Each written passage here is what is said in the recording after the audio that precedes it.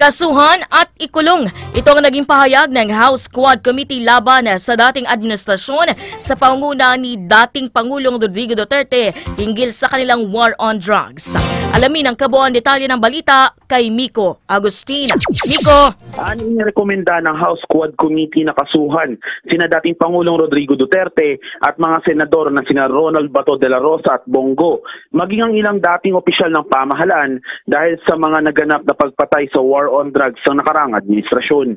Ayon kay House Quadcom Lead Chairperson at Surigao del Norte Representative Robert A. Barbers, nilabag ng mga naturang opisyal ang Republic Act 9851 o Philippine Act on Crimes Against International Humanitarian Law, Genocide, and Other Crimes Against Humanity. Malaki umanong ebidensya mga isiniwalat na umanong incentives o pabuya sa mga makapapatay sa mga pinaghihinalang drug personalities. Sinabi pa ni Barbers na hindi lamang ito report, kundi babala na dapat nang gawan ng agarang hakbang laban sa nakaraang administrasyon.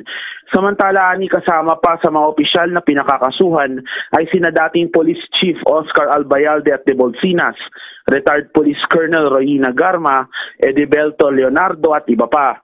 Naniniwala naman si De La Rosa na plano na ng administrasyon na burahin sa politika ang mga Duterte at mga kaalyado nito sa politika. Miko Agustin, Newslight.